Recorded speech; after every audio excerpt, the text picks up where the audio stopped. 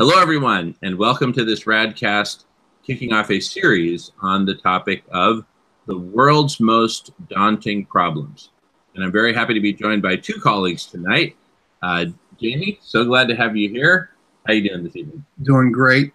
Glad to be a part of this. Awesome. And looking forward to it. Wonderful, wonderful. Thanks for being here.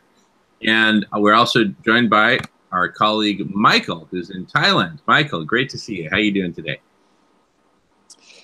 Hey, doing well, guys. Good to be here with you. Wonderful. All right. So just to kick off the topic, we want to, kind of get our arms around and make a list of the world's most daunting problems with a view to both understanding them and also developing a holistic approach, a holistic strategy for how do we solve them using collective intelligence. So, but this really isn't so much about solutions, it's really about the problems, but just with a view to then, attacking them with collective intelligence holistically, right? And I encourage both of you guys just to jump in, don't wait, just jump in anytime. And now one major problem, which seems to be the most urgent at the moment, is abrupt climate change. But abrupt climate change itself is sort of more like an umbrella term that encompasses a whole bunch of other problems, right? So, for example, there's planetary heating, which is kind of the main, symptom and main issue at the same time. And that brings the melting of ice. What's interesting about the melting of ice is that with the loss of ice, we lose reflectivity. The planet loses its ability to reflect sunlight back into space, which only accelerates heating. Which will add to rising sea levels. Which also adds to rising sea levels. So that's an example of one problem creating another problem, right? Yes. Abrupt climate change creating rising sea levels, which would be devastating for humanity and many other species and ecosystems. Yeah. And I'd just point out, at this point, climate change itself is symptomatic of the fact that we live in an interdependent world where things don't live in a vacuum, problems don't exist in a vacuum. That's why climate change is becoming such a problem. It's accelerating because of all of these, self-reinforcing feedback loops. And so the only way to, meet the challenge of climate change, would be to have a response, that's equally robust and holistic. We're not going to go into those solutions now, but to just highlight that we're dealing with a whole set of problems called climate change and the abrupt nature of it that is upon us. Very well said. Really well put together. Yeah. Thank you for that. Yeah, absolutely. And in fact, so just to highlight one self-reinforcing feedback loop, as we mentioned, the melting of ice. So just consider this sequence. I know you guys know this very well, but just for our audience. So the melting of the overheating of the planet causes melting of ice. The more ice that melts, the more reflectivity we lose. The more reflectivity we lose, the more sunlight is absorbed by dark blue ocean water, as opposed to Arctic ice.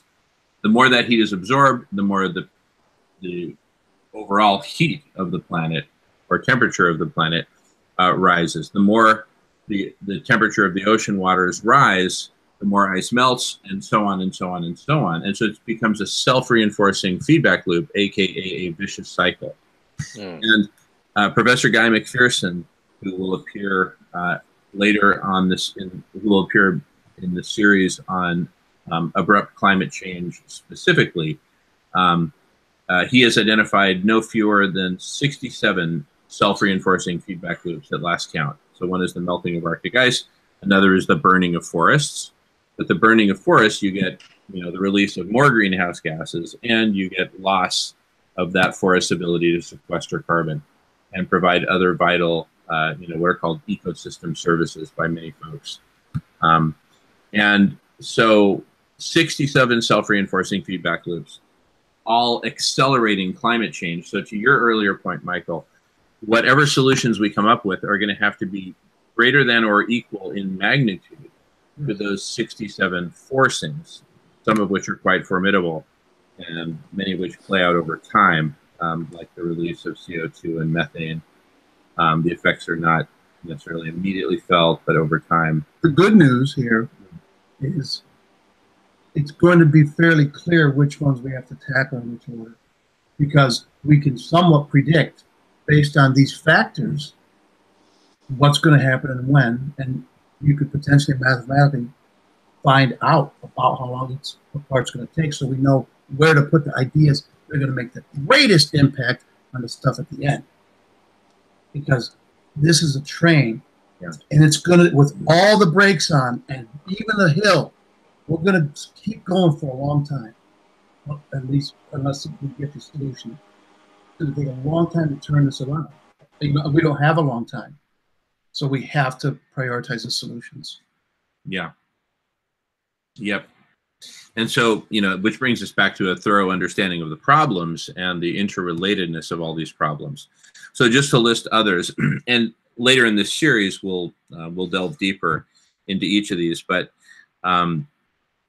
we have, in addition to the melting of ice, rising sea levels, burning of forests, we have the acidification and warming of the oceans, causing die-offs, extinctions, and an inability of organisms that sequester carbon in the oceans. We'll be losing the various amounts of plankton, or not plankton, but algae, and these are the filters of the ocean, and we're going to be shutting them down. Yeah, filters of the ocean and filters of the atmosphere. Well, the ocean is the only reason we have an atmosphere. So this is the lungs. Yeah. Okay. Yeah. And we're smoking. Yeah, exactly. Another problem is methane release, destruction of the biosphere generally, and loss of biodiversity, which causes the planet as a whole, as Gaia, to lose its robustness. And so many problems just generally of the planet and of the biosphere and the geochemistry and whatnot. And then there are specific problems that are both impact humans, like the loss of fresh water, and also are impacted by humans, like human overpopulation, which is arguably the single most important driver of climate change over time. Hunger and poverty. Hunger will, of course, increase as temperature increases because we won't be able to grow so many crops.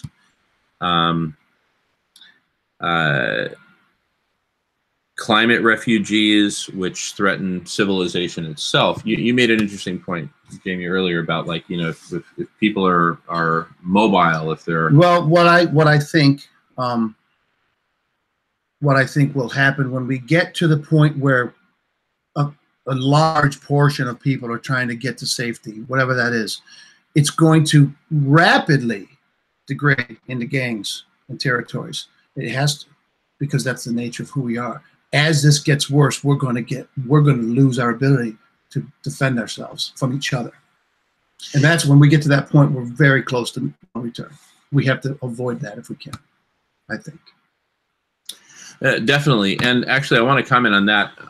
I believe that if we are able to transform our food distribution and transform living situations, living arrangements, and specifically making these available as basic human rights to people. Kind of restructuring society. Restructuring society, because certainly if people are hungry, right, they're going to form into gangs, tribal along 16 hours after they're hungry, they're going to have people with them.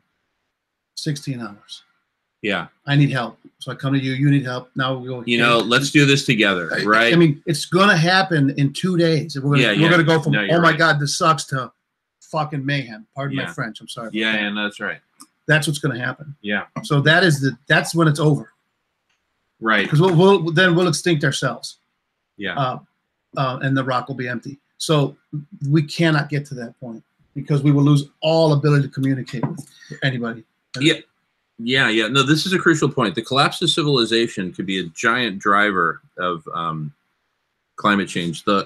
With the loss of the reflectivity of all the particles in the atmosphere, basically the global dimming effect, we could see, I think it's 2.5, 3 degrees centigrade temperature rise, in very, very short, like in a matter of weeks, right? So we've got to keep civilization together for a number of reasons. The biggest is civilization allows us a platform. We talk about the platform of radical collective intelligence. Civilization affords us a platform within which we can even have as a possibility radical collective intelligence, because we have electricity, communication networks, etc.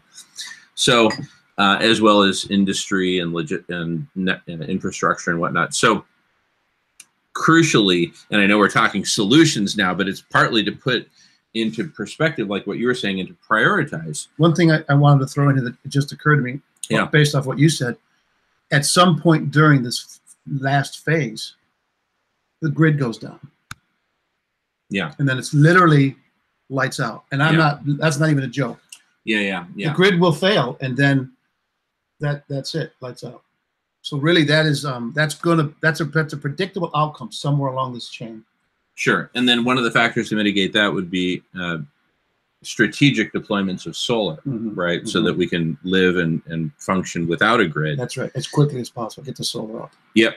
And then also related to staving off the collapse of civilization and all this mayhem and destruction that would ensue is, guaranteeing that basic human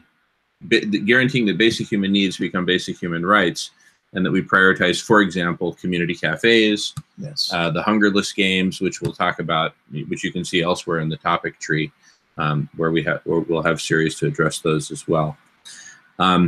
Anyway, with this, we've really intended to create, just kind of an introductory conversation about the world's most daunting problems, what they mean, and to kind of set the stage for solution. But with this, I mean, it's a rather bleak topic. I'd rather talk about solutions than problems. Unfortunately, we don't have time to talk about anything but this.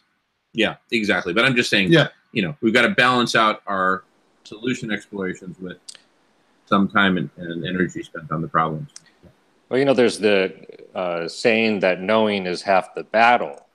And I think there's a lot to be said for that. Knowing what the problem is, understanding, right, the problem, understand how one problem is related to another. All of that is obviously necessary for solving the problems. And even there's a lot that we just don't know, right? Because we don't have we have the technical capabilities, but we have yet to create tools sufficient for the modeling of all of the various variables. And so we can go off in different directions and talk about how one thing relates to another, almost a form of free association. And that's an important exercise. But in terms of solutions, building that modeling capability, right, can in turn generate the data or information we need for solving set problems. Yeah, totally. It all goes together. Understanding the problems, having the capacity to generate solutions, doing the modeling and optimization, which is a part of that.